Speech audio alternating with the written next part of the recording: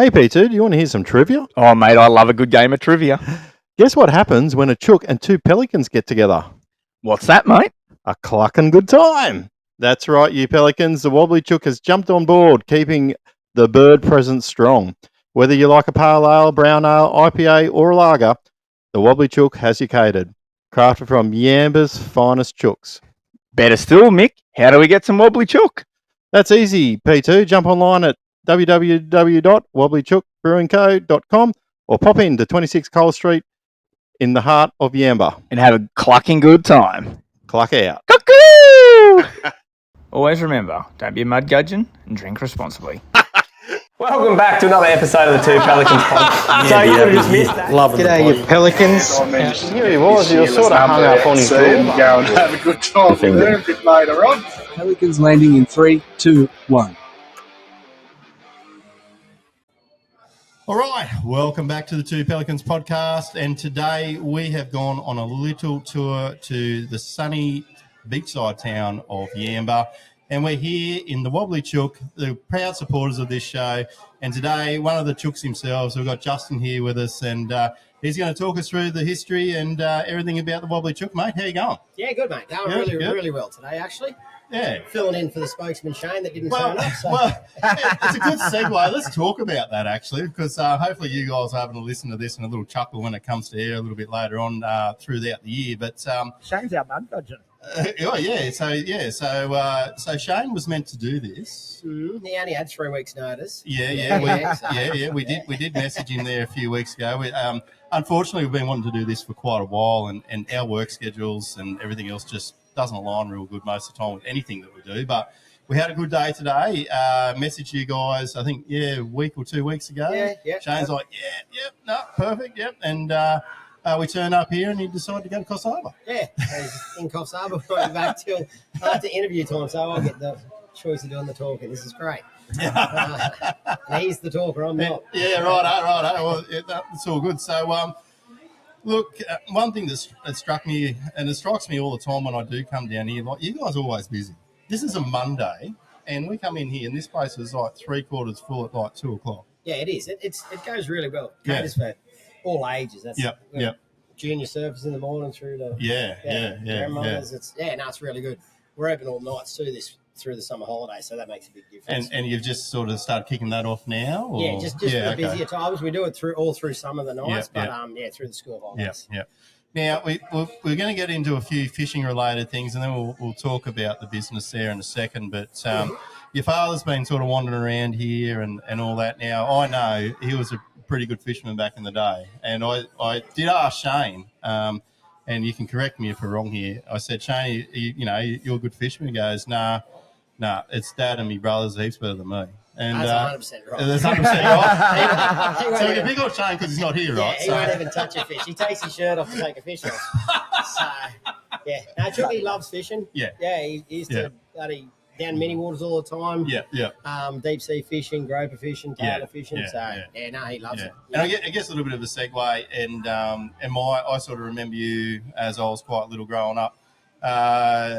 Your father, my father, they're all part of that Jacaranda Fishing Club. My uncle Jeff and all like. So it was quite a roll bunch running around back in them days. I don't know if it done us any credit or not, but anyhow, it's just one of them things where it was good growing up back in the 80s, eh? Bloody oath. Got used to pub food, that's for sure. That was real handy, the Jacker.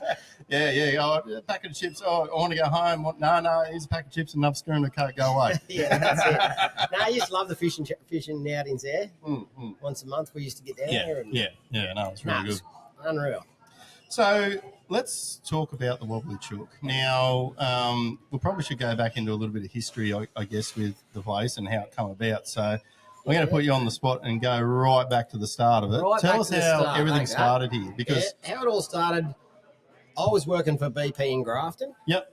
And my brother and the old man were running a service station in Caravan Park down at McLean. Yes, I do remember that. Yep. I was working 6 days a week. Yep. 7 in the morning till 5 in the afternoon. And Shane and Chook. Shane would work 6 in the morning till 1. Yep. Then he wouldn't start till 1 the next day. So he's going to the beach every day. So he's ringing me up, talking about surf. And I should have seen how good the surf was. And I'm stuck in Grafton at the depot. So anyway, I went, after years and years of that, I said to the missus, I had a house in Grafton, and I said, I'm sick of this. I want to get to the beach. I want to get surfing. So I rang Shane. I said, Shane had the idea of a backpackers. I'd never even stayed in one before. Yeah. I said, listen, I want to sell my house. Yeah. You want to sell yours? Yeah, okay. We'll do it and we'll see about doing this backpackers. Anyway, so just with that, that's a big step to go into partnership with your sibling, right? Was there any sort of people at the time going, oh, this is a bad idea or anything like that? Or? I wouldn't say we had brains, that's for sure. It's like, yeah, well, I don't know. It was a funny one because we got Chooky as well, the old man. When we rang him, he had his family house in Grafton. We said, listen, you want to sell this? And obviously he wouldn't know what a backpackers was because he'd never been overseas.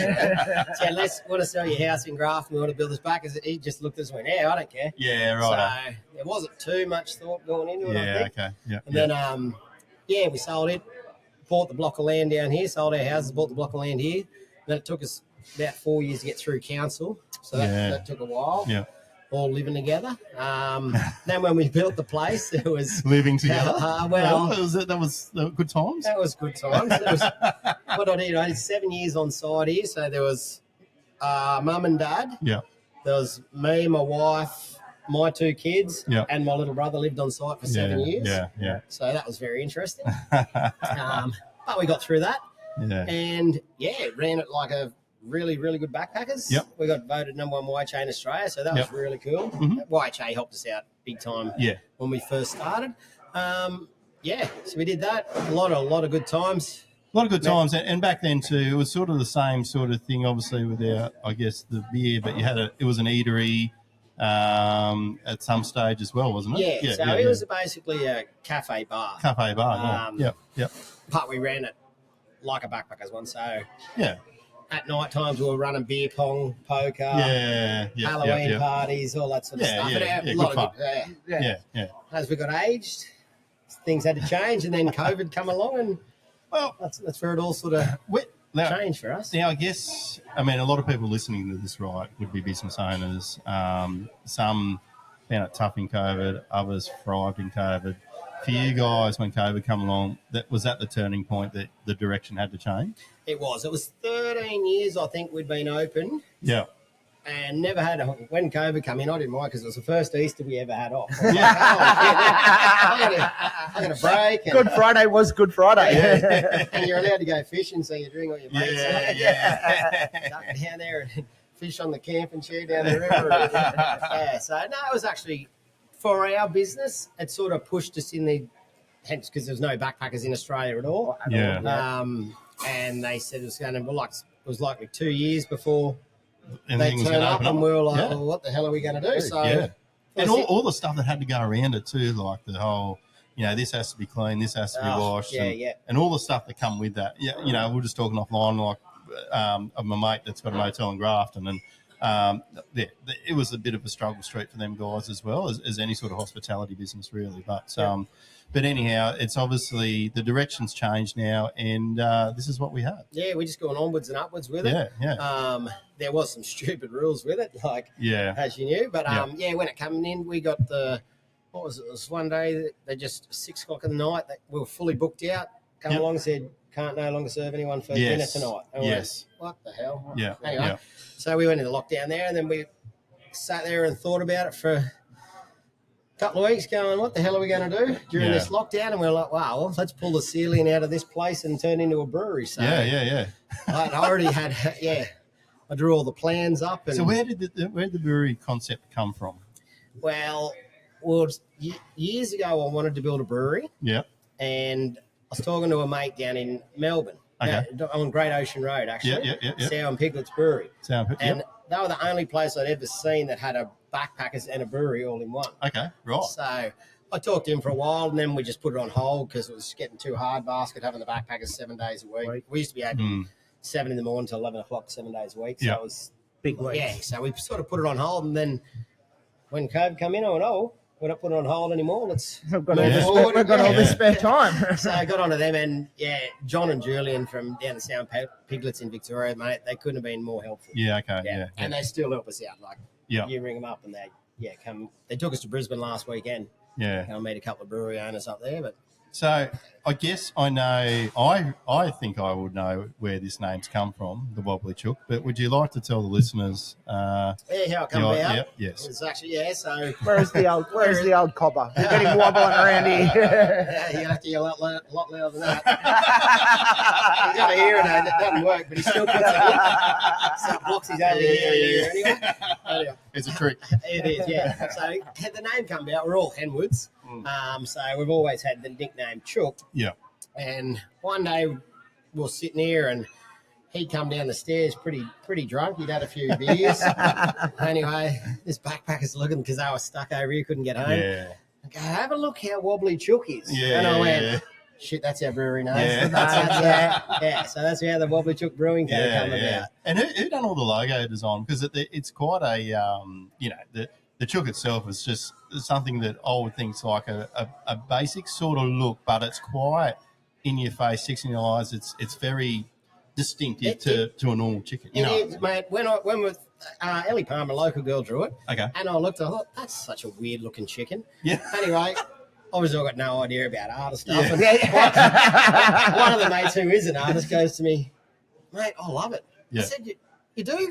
Anyway, I looked at it for a while and I thought, it's actually growing on me. Yeah. Anyway, hence why I got a tattoo of it. Yeah. No, you obviously like it now. It's on your arm. And I think it just grew on me, and now everyone loves it. Just the merchandise and shirt sales that we go through. It's unreal. You see them everywhere now. Yeah. They call it Bintangi Yamba. I love it. That's gold. So I guess, so, you guys have come through, COVID's on. It's obviously it's a downtime for you guys to create this. Yep. All the hoppers and everything in here and behind us and all that. You're basically at the moment you supply obviously here and a few other businesses, caravan parks and rainforest resorts, and the restaurants and stuff around town. Yep. We don't do any wholesale. We do the bottle shops at the tavern, but nothing sort of out of town. Nothing. Just try and keep it all here. We're just not big enough. Yeah. And just, I guess on that too, we were just talking a little bit offline. We probably should have saved this to later, but you're looking to expand as well. Yeah. We bought a shed over in Evans Head. Yep. Really cruisy beach town. I love it over there. No, I've got a good couple of mates there that alluded me that you're doing this. So they got their ear on the ground. So the town is talking at Evans about the Chook. It was funny because the girls come along. I found it on the internet one day, this shed, and I was like, I'd love to do that. Told the girls about it. They're like, there is no chance in hell we're doing another thing. So I had to get me mate accountants more to just tell the girls it'll be a good idea. Look good, I don't give you bullshit. I'll just tell them. So anyway, they got a And look, it's a great successful family business, and I still come back to this idea about how you guys get along, because a lot of family members would have killed each other by now. Yeah, no, it's we all do get on. I would have deep fried my sister by now. She would have been in deep fry. It's funny how it all works. I don't know. Yeah, just works. Like I said, we lived, what was it, 8 of us or something on site for 7 years. Live and sleep in the dream. And little brother's just coming back in December, which would be cool. Okay, so where's he been? Him and his wife, he hooked up with a backpacker and moved over to England. As you do. When all the hard work started. On your buddy. He's a genius. He went over there golfing, and he's had 2 kids. He only just had a kid last week or the week before. So nice. Yeah, they look like they're going to fly over here and might give him some work to do, hopefully. Yeah. Come see what a real Aussie Christmas is about. Yeah, exactly. The merchandise that you spoke about, you guys have hats, beanies, shirts. Who sort of goes, shall we expand into this, or is it something that people ask for? Like, where do you guys sort of go with that merchandise sort of the stuff? shirts sort of start off only one black shirt. Yeah. And then we just... That's how we started off, one black shirt. One black shirt, And then it just grew and grew. And the glasses, the Wobbly Chook glasses, the Wobbly bent glasses, they're quite distinct. They're real big hits. And it just seems to work. I think we haven't overpriced or anything like that as well. Yeah. It's all local made. Yeah. Like printed in town here. So, yeah. The merch goes really well. Now, just your favourite Wobbly Chook beer, obviously. What would that be? Mine would be the Yamba Ale for sure. Yamba Ale. Yeah. It's don't mind that. Yeah, Dunk's been fine tuned and stuff for the last 6 or 8 months, and it's really, really good. Now, all the water that we use for this comes from the blue pools, doesn't it? It's probably cleaner than You don't want to know what we do in the water in Grafton before you get it. A bit of algae. Yeah, right. So the Yamba Ale. Now with the beers, obviously Duncan's over there working hard away. We're going to get him on soon. We will get Duncan on here. He's doing his little science Mad experiments. scientist. He's just made a Yamba Amber. It's really nice. Okay. Yeah. Nice. There is a 2.5% beer that does actually taste pretty good. Yeah, quite flavoursome. I was very impressed. Yeah. Gone are the days the old 2 is 2.2. Yeah. Have a couple of pints and drive, so it's not too bad. Yeah. Now, I guess I have to ask, and you would know this, what's Shane's favourite beer? Shane's is the IPA. Yep. Yeah, he loves the IPA, and he's also into the ginger beers. Okay. He's had too many. Yes. Well, it's funny beers. you mentioned the ginger beer because the ginger beer the other day I cooked a Silverside in it, and it was unreal. Yeah. Yeah, I don't know. I got told about cooking Silverside in ginger beer, and I was like, never tried that before. I might have to try that. And I tell you what, the old Wobbly Chook ginger beer makes a good Silverside. There you go. Just you think soak you'd it in bring your a bit to taste, wouldn't you? Just put it back in the fridge and strain her off. She's good to go. And what's Steve's? What's the old man's? Chooky, he drinks anything. I'll tell you a good story with Chooky. He's not our beer taster. So when we were during COVID, we went to lockdown. Yeah. We were supplied by Lion Nathan back then. Yeah. And we had probably 6 or 8 kegs that we had to get rid of. Okay. So we just put paper on the front windows and we'd come down and have beers with Chooky every day. Yeah. Anyway, because one day he came in, he said, "Oh, listen, I finally finished that tap beer there." I said, "Oh, yeah." He goes, "Yeah, it was off, though." I said, "What do you mean it was off? How's it off?" Anyway, I walked up. He'd finished a whole keg of cider, thinking it was just off beer. Still one for the team. I'll just get another one. Didn't want to waste it. I just went, "Oh, my God, you are not taste testing the beer." But it's funny, though. Like, in COVID, we had a couple of establishments in Grafton that need to get rid of their kegs, and we might have got them very, very cheap, and then we were having shed parties for about 2 months. So it wasn't all bad. Yeah, that's right. No, we had a bit of fun there, but we obviously you couldn't travel too far, but you could travel far enough to get to someone's house who have a keg. Yeah. And his palate's changed a little bit, so he used to only be bloody Forest Gold or Blackfish, whatever. Yep. But now he'll drink anything. Anything there. He loves beer line week every 2 weeks. Yeah. So we've got 12 taps here, and they're all like 1.5 litres out of each tap. You've got to just fill into a jug. So he usually gets a crew down here and gets a few of the boys down every 2 weeks. So. Now, talking about some of the beer science and that, with your products that you have there now, it's something that you continuously fine tune, or are you guys happy with the point that you've got things at the moment? Like, where does it sort of, where does it stop for you guys in that respect? Yeah, I don't think the fine tuning stops. Yep. Keeps the brewers real excited, so he's always modifying, changing, seeing what we need to do, what we don't need to do. We do have a little secret one coming out in the end of November. Ooh, okay. Well, there you go, guys. It's 8%. No, it's probably only going to be about 4.5, but it's more people that don't drink beer. Yeah, okay. So we call it the Peckerhead Red. Righto. I won't say Red. for those who don't drink beer. Yeah. It's like a red raspberry seltzer. It's really, really nice. So. Get a lot of the females that don't drink More beer. That's it. Yep. Or when you've had 12 or 14 beers, you want to go over, you can go to something a bit different. Yeah, that's really good. Hey, how's the Yamba community gotten behind you guys over there? And look, I'm not silly. I know you guys sponsor a lot of different things out in the community, but what's it mean having the township of Yamba backing you guys? Mate, it's unreal. Yeah. We've had no drama with anyone in the town. Yep. And they do all supports. Yes. Whether it's surf schools, golf, Yep. caravan parks, council meetings, chamber of commerce. I was about to say the rugby boys would love this place up here. Yeah. Yeah, they're only just recently. I was about to say that'd be yeah. But no, a lot of sporting groups and stuff like that. We're sponsoring, never have a drama. Yeah. One thing I've just come to mind, we've got to get some funny stories out of you. Whilst you had the backpackers, what was the strangest or wildest incident that you've seen? What was the weirdest room you had to clean? Oh. I've heard some good room cleaning stories from backpackers. I probably call this one of the strangest moments. There was a backpacker girl upstairs asleep. Yep. She was a little bit annoying. Yeah. Anyway, I love behind her. She come over and she's like, Justin, there's a carpet snake in my yard. Can you get rid of it for me?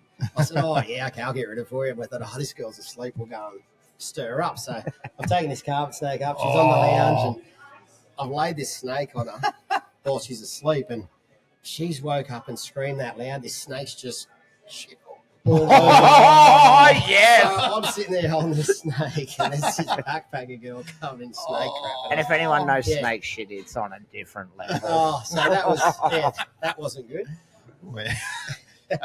How did she take it afterwards? Was she quite brutal with you? Not really good. I think she checked out pretty quick. Yeah. So you met your goal. You wanted to sort of we got rid of the annoying one, so that's fine. But no, tell you what, we've had one of the highlights. We've opened, it was a backpackers for 13 years. Mm-hmm. And still to this day, we haven't had a fight inside. Never had a fight. Oh, that's a licensed premises. Yeah. And we used to have big parties and stuff like that. So everyone respects us here, which is good. Yeah, it's really good. Here's a question that might test you.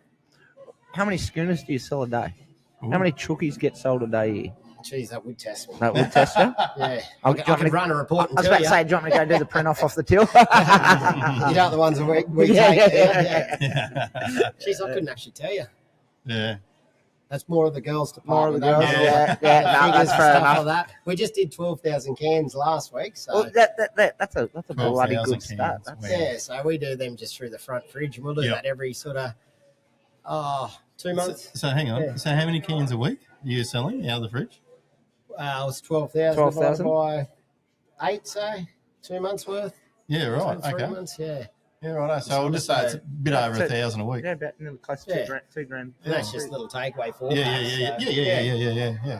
That's mad. Pretty cool. And what's that little 4-pack takeaway 4-packs? 4 for 25, carton for 75. You can do a carton. You can mix them up. You can do 2 flavors if you want. And that's awesome. I love that, being able to mix. You don't have to buy the whole lot. Yeah, 100%. It's sort of good, like just getting a bit of everything. And if you're sort of having a day here and you want to do this, or you want to go a bit lighter, you can. You know what I mean? Like it's good in that respect. I always just stay on the mid-strength train because I have to. Because who knows where I'm going to have to be in 5 minutes' time? You know what I mean? Like it's just it's annoying. But on the weekend when I don't have to be anywhere, then you have a few heavier ones. Heavy ones, yeah. So I'm not that sensible, so that's why I don't go far from Yamba. How many out of these big stills behind us? So the Indy Pale Ale. How many cans would we get out of that? That's got 1,000 litres in it. So okay. So what's a can? 250, 220. It's 375. Cans, but 425 schooner. Yeah. So it's like 2,000 schooners in each one. We've got 5 more out the back, 4 more out the back as well. Yep. So we do go through plenty of beer. Yeah. Like I said, the best part is all through here mainly. Yep. It's cool, so everyone gets to see the place. Yeah. Well, that's it. It all sort of comes through here. You offer, a bit of everything from accommodation to food, breakfast in the morning. It was a little bit funny. I think we come here. You guys were on Sunrise there last year, and I come here with my daughter and that. And I said, we should have a beer. And it's like, no, it can't. It's before 10 o'clock. License out liquor law says 10 o'clock. Didn't think about that. What about the poor bakers? Yeah. They're working all night. The only day you can get away with it's Anzac Day, gents. Yeah. That's the only day we can get away with it. So, I guess with everything that we sort of see in front of us, when we sort of got the hoppers going and all that, how long does the beer, like, from woe to go? What's roughly the time? Usually about 4 weeks. 4 weeks, okay. Yeah, 4 weeks to. Yep. Yeah, he'll make it in the day. Yep. Ferment it. Yep. So 3 weeks, 3.5 weeks. Then carbonate it. Okay. Then he'll keg it or can it. Can it, right. And the canning process, all done in-house? No, well, it is done in the back garage. Yep. But we get East Coast canning come down. Okay. Yeah, it's just to run a canning machine. It's a nightmare. they turn up with a van. They unpack this $500,000 machine. Yeah. Okay. It's got gadgets and dials and stuff everywhere, and they'll do the 12, 14,000 cans in the 2 days. Yep. So, and then we just the can machine sounds interesting. I need to see this can machine. Yeah, it's really cool. It comes in like 3 parts, and then they put it all together, and very interesting. And what, 12,000 cans? How many does it do on a day? Oh, it'd do a lot more than that. That's all we do. Yeah. Wow. Like, the machine.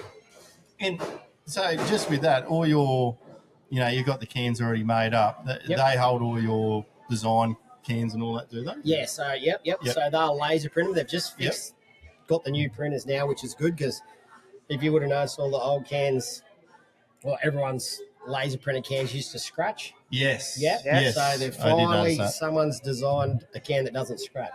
Oh, right. Scratchless can for when it's driving in the bloody This is our first batch with them, so okay, which is exciting. So this might sound silly, but the other day when I was here, that fridge didn't look as shiny. Is that because now is the can like it was the gloss? No, it's because we ran out of cans and we only had like a couple of different flavors. We're waiting for that canning mug to turn up. We sort of miscalculated for a while, so we thought, that's why there's so many different flavors in there. Yeah. And just to our listeners too, like you guys have got a bit of a function room upstairs, the hen house. Yeah, the hen house. Yeah. So tell us a little bit about that. Yeah, it's got a wood fire pizza area up there. Mm-hmm. Caged for 100. Yep. It's gets used for birthday parties, Christmas parties, stuff like really cool because it's away. No one knows you're there. It's unreal. It's on the rooftop too, isn't it? Or... No, it's one level. There's another rooftop bar above that. There you go. So it's one level down. It's where the pool used to be for the backpackers. Okay, so right. 3 stories up, there used to be a pool, a barbecue area, and all that for the backpackers. Yep. So we converted that into a function room now. Yeah, right. And you were saying as well that you've renovated all the rooms upstairs. You've got all the rooms are beautiful rooms upstairs now. Yeah, motel style rooms now. Yep. So that works really well. Actually. All right, guys. So you've heard it here first. If you're coming to Yamba, you can stay at the Wobbly Chook. You can get the full experience. Get as wobbly as you want and chook upstairs. And walk straight upstairs. It's nothing better, actually. That's what everyone says. Like, we've never seen a brewery with accommodation. It's an experience, isn't it? Like, honestly, what a good thing to come do. Like, a lot of people want to come to Yamba and all the rest of it. Come here. Come see what you guys do. Come have a few of these beers. Stay upstairs, and get what I would call part of the Yamba culture. This is part of the Yamba culture. It's right centre of town. So the Chook has your plan B covered. Yeah, it's got everything covered. Well, golf course is right there. The bowling club, surrounded by beaches. The river's just there, so it's in a perfect spot, really. Yeah, bakery next door for when you're feeling. bit of ice cream down there. Yeah, a bit of ice cream down the road there. If the wife's annoying you, I think there's Bed and Beach down the road. That's a pretty good shop for the wife. There's one good thing about Yamba, and like we came here every Christmas holidays growing up as a kid, right? Everything's in walking distance. Yeah, that's everything. The beauty of it here. Everything, like when you're in the main centre here. You still got the little shopping centre there. You still got all your eateries, all your food stuff, your golf club, your bowling club.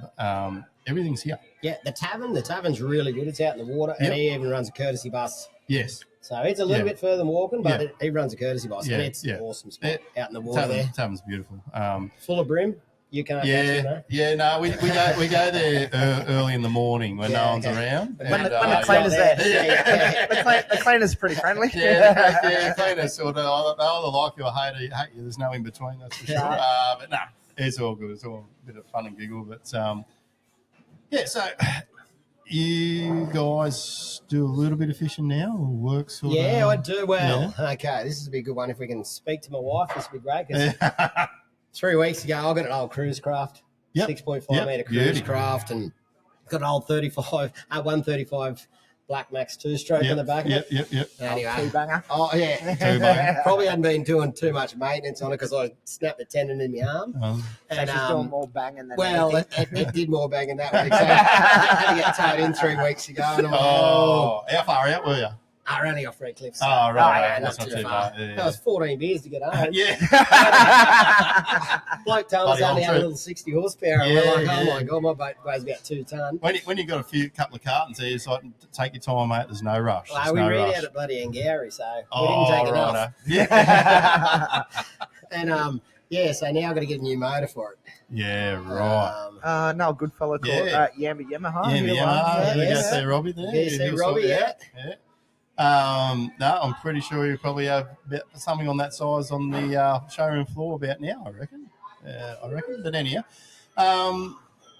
So fishing wise, favourite fish or fish to catch target, what do you like to do? You sound Off like the rocks, I used to love groper fishing. Yeah. So they ruined that. Yeah. Don't bring that up. I didn't even just catch them and let them go. I didn't even bother keeping them. No, that got ruined. No more Taylor.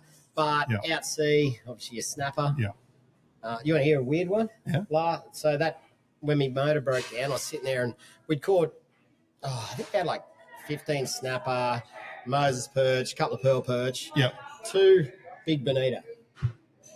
Which I've used for bait every single time I throw them back. Yeah. Anyway, mate goes to me, try sashimi. I was about to say, sashimi and I just went, I'm not eating bait for sashimi. Yeah. Anyway, so we got back and I did some pearl perch, snapper, and bonito, and it was 10 times better than all of them. Yeah. Bonito was amazing sashimi, which I'm trying it back every time. You want to know another weird one?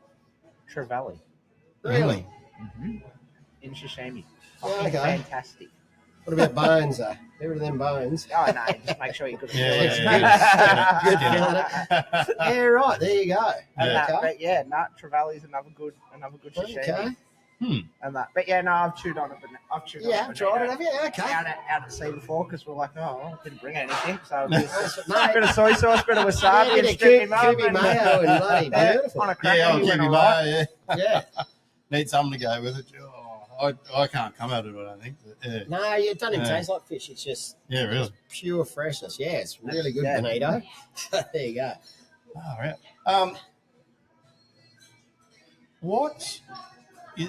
Where is some of the best fishing places that you've gone to that you've enjoyed and maybe gone back again? Like, Vanuatu was good. Yeah. Usually mini waters though. Mini waters probably my favourite spot. I've been Fiji. It wasn't as good, I didn't think. Went Bali fishing tribute. It was pretty crap. They dynamite fish, but little fish in Bali, dynamite fish. No, my favourite spot's mini waters, mate. Yeah, right. Anyway, yeah. And I guess there too, like it's always good going off the in the bay there and getting out and heading around them islands. Well, it's sort of in the middle. I honestly, I used to go off Sandon quite a bit, and I think if you're in mini waters, you're sort of on both sides. And saying that though, if you go up north, up to from Black Rock up to Evans Head, there's some really good fishing grounds in between there as well. Yeah, we'll usually fish Redcliffe or off Evans as well. Yeah. And that's the thing. Like, and I'm not rubbishing the fishing spots around Yamba, but the reef structures both at Evans and back down that way are quite ideal, to be honest. But, and it's weird how around Yamba area sort of got missed. Like in the reef department. Yeah, a lot of the fishermen here, they go real wide and stuff like that. But they don't have 135 Black Max. That's why they go too far. It costs you a couple $100 to get 3 mile. And a couple of cartons. Look, I have to say, once again, just looking around and even now, like, what is the time? About 3 o'clock. 3 o'clock, yeah. Now, it's pretty quiet in here, but there's still people outside. Like people are coming in, grabbing takeaways. Takeaways. We do happy hour 4 to 5, so it fills up again. Yeah, right. We do like $15 snitty tonight, so it's like snitty night. And we've got a special on every night, which brings people in. Like, I guess a little bit about the food. Like it's sort of like a bit more higher than a sort of a pub style. Yeah, it's like pub style food. Yeah. and a bit of everything, pub style burgers, schnitzels, nothing all this too sort of expensive. stuff. Yeah. Doesn't take 2 hours to get served. So Jalapeno poppers are proper jalapeno poppers. Yeah, so they're not crap. They are a pain in the ass to make. They're good. And I'm a big sook, so I don't even eat that too hot. But I made trays them this morning actually.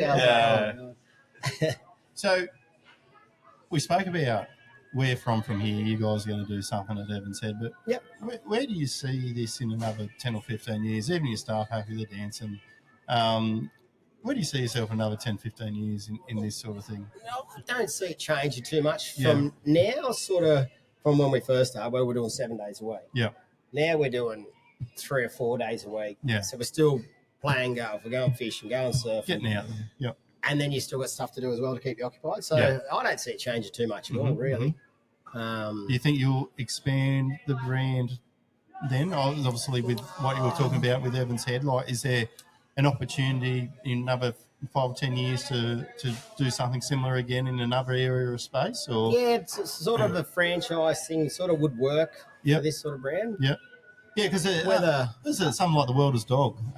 There's one that I think had a couple of little places back out around Tamworth and Inverell and places like that.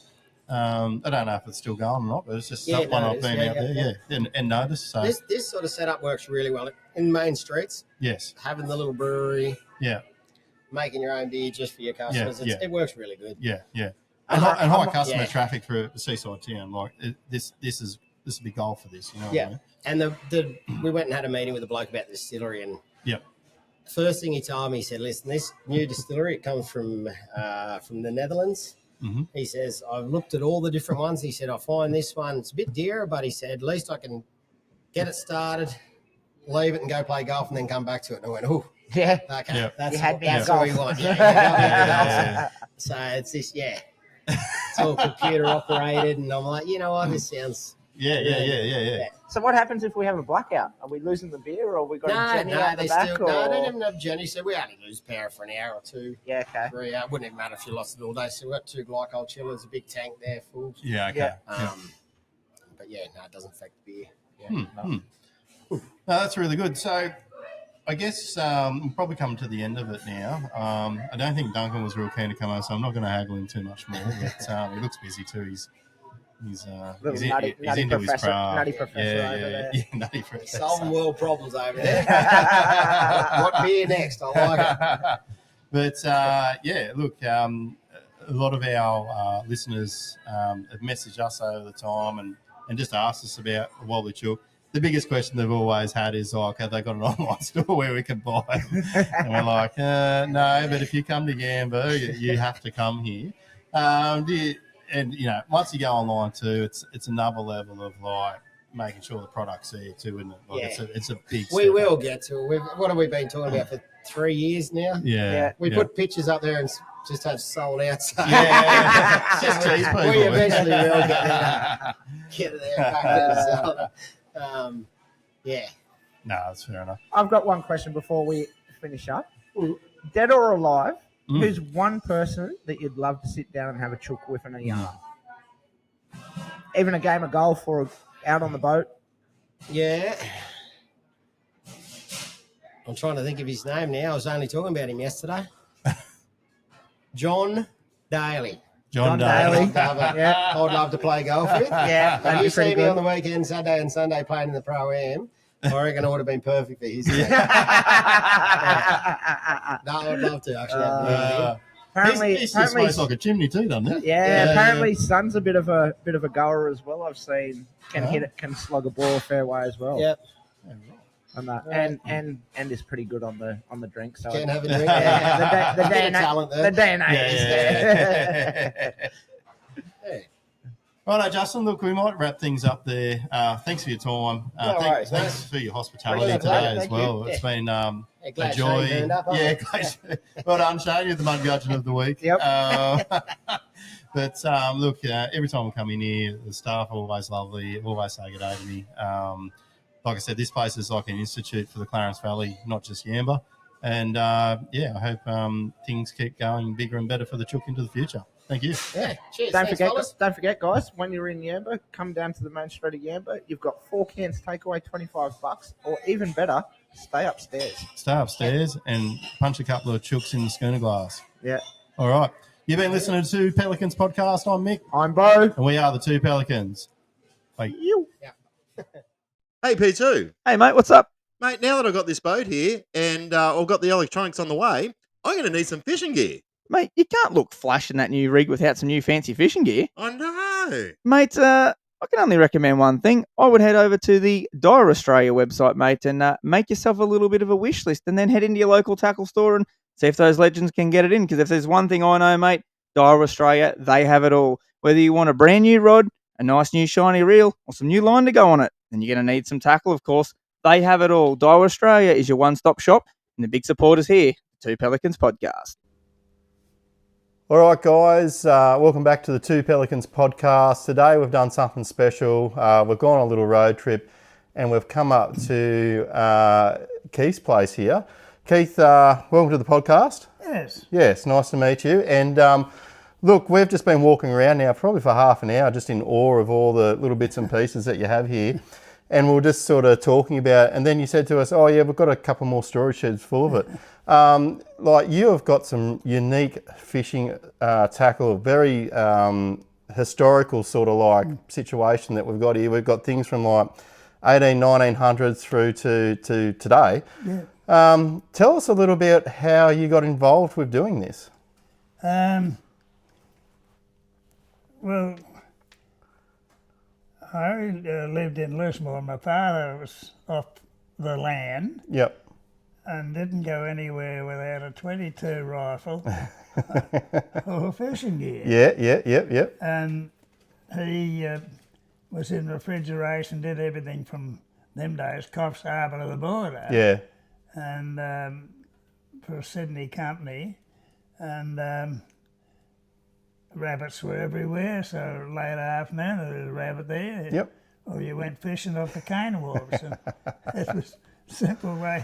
And life was, and that's how you started growing up fishing. Is that it was either you're shooting rabbits or catching fish. Yeah, and those days before they changed all the gun laws, there was nothing. I was probably 16, 17, and hang the old man's 22 over my shoulder and ride out Warrella Road late afternoon. And yep. Rabbits come out from under the burrows and I head shoot a couple and take them home hanging on the handlebar. Nobody looked twice. Yeah. But once more, school cadets, we all had 303s. A standard issue for school just to have 303s. Yeah. It was only the wouldn't happen on a day like today, would it? It was only the seniors had the bolts. Yeah. And the only reason they had them, the Tuncester Rifle Range just out of Lismore. Yep. Paid a mark at a Foster rifle shooting for the school 17-year-old school cadets. Yeah. And it was nothing to see half a dozen was getting a push bike and ride out to Tuncester. Yeah. Nobody looked twice. So you mentioned there before that you started collecting this back in what year did you really start collecting fishing gear and thought, you know what, I'm going to grow and expand this? Oh, it was collecting just seemed to be in the family because the old man had all the early stuff. Yep. It was early and collectible. Yep. It was kept. Yeah. Yep. Simple as that. Yeah. Okay. And then. Garage sales, of course. Yeah. Plenty of those. And they still continue today, garage sales and seeing fishing gear, so yeah. And then, I'm just trying to think who it was, Melbourne. The National Fishing Museum? Fishing Museum. Yeah. Right. And I heard it was going for sale. Yep. And Mum and I went down there and had a look at it and whatever they wanted for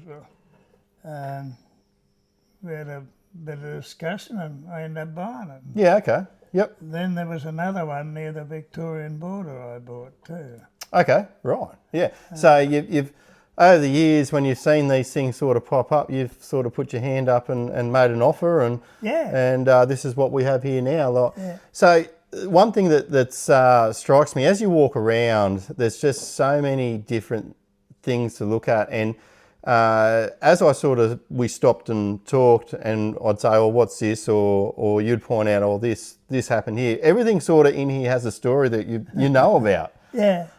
No, well, I was reared with it. Yeah.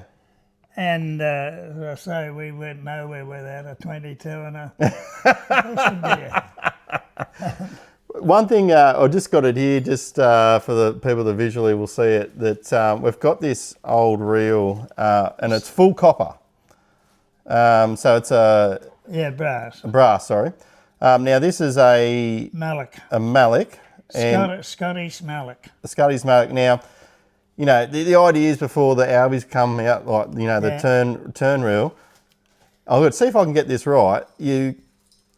What do? You twist? No. Huh? Oh, the little pin. In the centre here. In the centre? You take it to the side. Oh, okay, and it comes out. Righto. It's sprung back there, so yeah. That's how you took the twist out. Yep. There you go. Simple as that. I'll put it on. There we go. Got it. Yeah, so every sort of thing in here has quite a unique story and some sort of history behind why it was sort of special, really, isn't it? Yes, and the first of these was 1884 or something. Okay, yep. Fair ding. 1884. I think the first sidecast as well. Yeah, okay, righto. Yep. Wow, all right. Bo, you just want to get my book out of that laptop?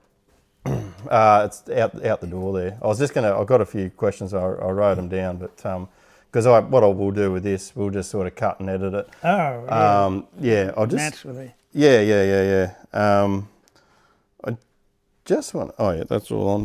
Yeah, cool. Cheers, mate.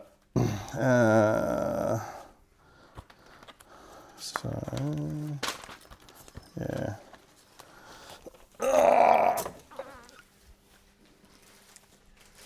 Play. All right, okay, so I guess we've been sort of wandering around looking at stuff. What's the favourite item that you have here? There's probably a lot, but if there was one thing that you'd want to talk about that's in your little museum here, what would that be, and why is it special to you? I'm just trying to see it. See it. Look around. And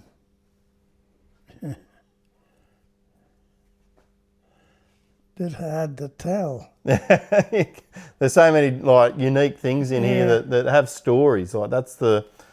There's a case there. Yep. And the original reels are not in it. Yeah. Okay. And it's an Abu case, is it? Abu Garcia. Abu, yeah. Yep. But what's on the label there? Abu Record 3000 flyer. Yeah, no, up on the outside. On the timber, shut the door. There. Yeah. The Ambassador Golden Collection number 347 by Abu Garcia. Wow. Yeah. Some few, the reels are not in it. Yeah, okay. They're only anything. Yeah. Other than gold-plated things. Yeah. Yeah. You got to keep them in the safe. Literally.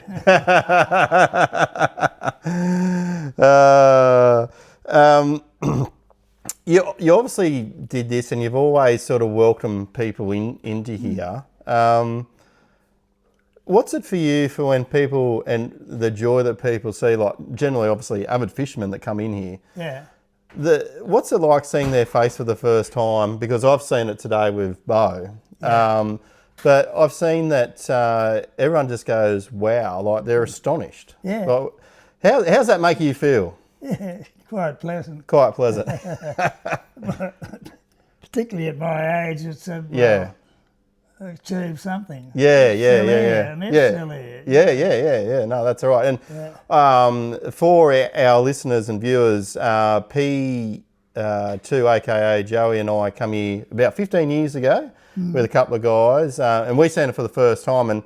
And back then, you know, you were still labelling stuff, and you know, it was quite transition. Yeah, a lot of transition going on. So it was one of them things where, like, I come in here now, everything's got a bit of a label, and just some things here will have a short story to it as well, won't they?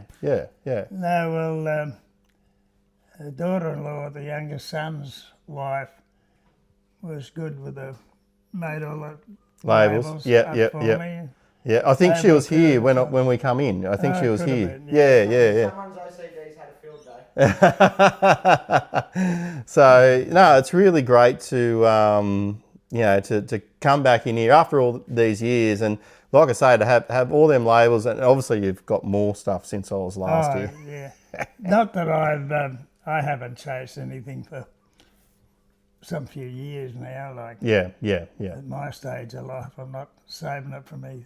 Yeah. Old age. Yep. No, that's fair enough. Yeah. How many years do you think you've put into this? You've gone travelling, looking at some of this stuff to purchase. For a collector to this level, how much did it take out of your time, your general time, to sort of get it all together? Don't really know. Must have taken a bit. A fair bit of, 1985, Yep. the national fishing titles were on down Burma or something. Burma, yeah. And I was in the state team as a veteran. Okay. So we went there. 1995 was over in Western Australia. Yeah, yep. At nearly straight across from here. Oh, okay, yeah. They'd be above Perth. Oh, yeah. Yeah, you got me. I'm terrible with geography in Western Australia. Good in New South Wales, but Western Australia not so good. Yeah. Due west of here. Yeah, okay, yep. And we went over there. The first time we went, we shortcutted the one that was down Burma. Yep. And had a camper van following the vehicle. Yep. We shortcutted by Darwin and come home. It took 5 months. Had a good time. Yeah. Second time though was due west. Yeah. And we came back across the centre that time. And Yeah. yeah, I'd been to Darwin and worked there. Yeah. Darwin. But and marine refrigeration, which was my trade at that point, was one of these things you'd get a phone call, what are you doing? Yeah. Get in the plane and come Get here. there. Go to New Guinea or wherever. Yeah. So you got to experience sort of like different fishing scenes through work, essentially. Yeah. Which is great. And like, look at all the, I guess, the FIFO sort of stuff now, like the mining and all that. Like it's pretty common that, you know, a lot of them guys, you know, sort of hang up there on their off days or go back early before work and go for a bit of a fish. So, yeah. Hey guys, Bo here with Keithy. I've just been walking around the museum for about 45 minutes, and I've found 3 really cool things that I've got here that we're going to talk to with Keith about and get a little bit of knowledge. The first thing I've found is this little leather wallet, and inside it is the old remnants of an old fly fisherman with his flies and all that. Yes. And that. How old do you think this is, Keith? Oh. This is intervention of keeping your tackle dry and with you all together at the start. Like, this is amazing. Probably could be anywhere from the 30s, if you know what I mean. I'd seriously only be guessing, but... And like, these I reckon some of these flies are probably original flies that were put in there as well from this fisherman, and they are still in pristine condition. Yeah. I don't know, maybe some of the tackle companies could go back in time and have a look how the old timers done it, because there's no rusted hooks here. It's quite fashionable, isn't it? Oh, mate, I would carry this around everywhere. I feel like it's a little debt black book that that the mafia used to probably walk around with. And whoever owned it wouldn't have been swinging a pick and shovel on the road either. Yeah, no, that's for sure. I think he might have been a bit of an upper class man for Just sure. for this sort of gear, for sure. And that. I don't know. I don't think he was very good, but because I tell you what, there's still a few flies in here. If it was mine, they'd be pretty empty. No, that's it. Okay, and second item. I love seeing these. This is an old. Whoops. It's got mercury in the bottom. I was about to say mercury there. I just saw that floating there. Yeah. An old barometric pressure chamber. Yes. Do you know anything about this? Where this one came from? I think. Yes. Okay. But I'll tell you what, it wasn't short on information. Like, it has got everything on it. Would it come out of a post office or something of that nature? Yeah, but yeah, as you said, a little bit of mercury down there all the way up the top. Up the top. And down the bottom there, if you little shake. Yeah. Atmospheric pressure that changes. What is it, 1020, the Bass are plenty? Yeah. It wasn't like that on the weekend for me, I can tell you that. Now this thing caught my eye straight away when I came in. What is this little concoction that we have here? It's supposed to be an automatic fishing. Automatic fishing reel back in the day. Yeah. I tell you what. That's a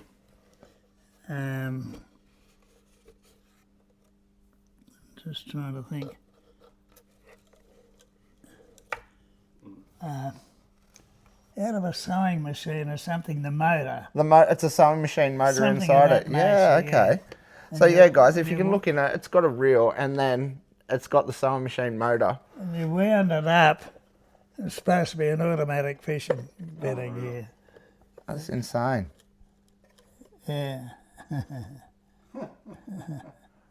I don't know. I like this. I could see me using this off the bridge at the moment. Chuck it down, slowly bring it back up.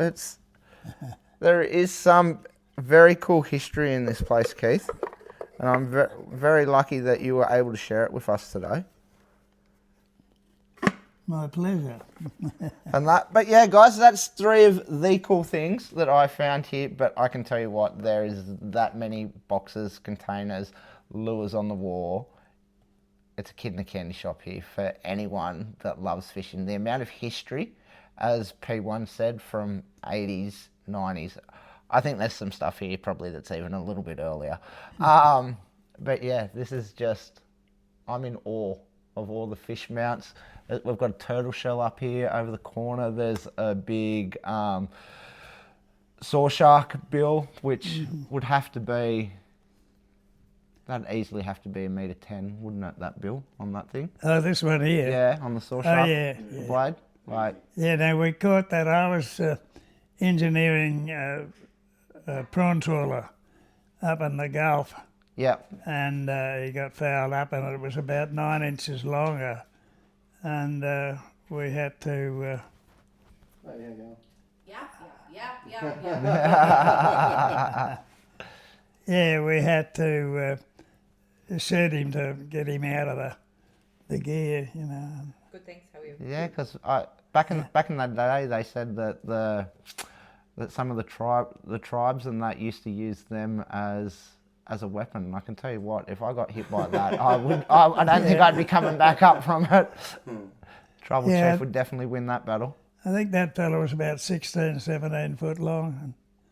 That's insane. Do you still think there's big ones up there like that? I'm told no. No? Oh, because where they were over the sand. Where's the prawns? Yeah. Yeah. They tell me you get one a couple of foot long now, you're lucky.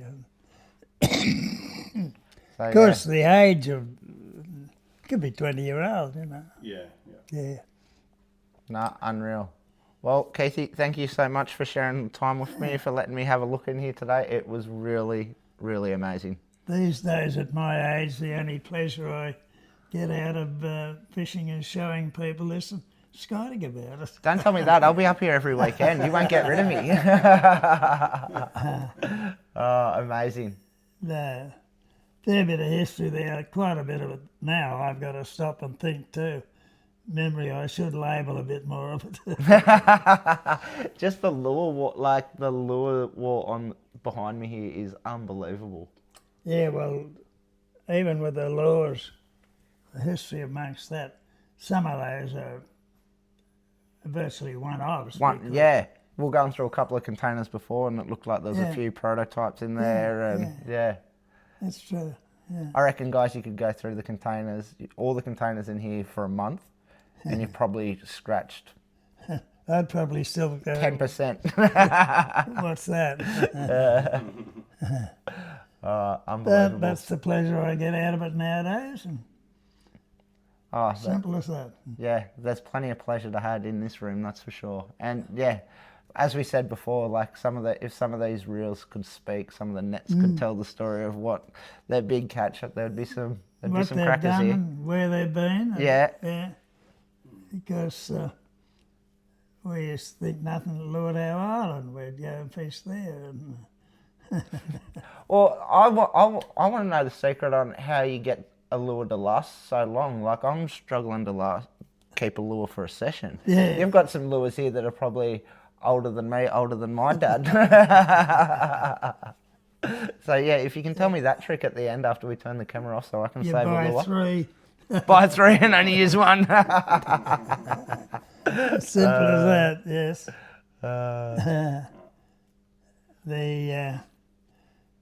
I'm trying to think of one of the noted fishermen, sporting shooters of years past. He used to claim that fishing lures weren't made to catch the fish, they were made to catch the fishermen. Oh, I get caught every time. Very true. Whoever Simple said as that that. was a wise man. Yes, too true. Stuck in mind ever since. Well, I'm That's a nice one. Just never seen a fish. And of course, I remember we were up in the Gulf or somewhere and we ran out of lures. We were doing a fair bit of shooting at the same time. And I remember getting a 3006 or whatever, fairly big cartridge, flattening both ends and drove a couple of holes in it and a couple of hooks. Worked exactly the same. Lures are made to catch the fisherman, not the fish. Yep, 100%. Well, on that note, we're going to leave it because I might drop into the Evans Heads tackle shop and get hooked again on another lure, see what the local shop has. Yeah. All right, guys, see you then.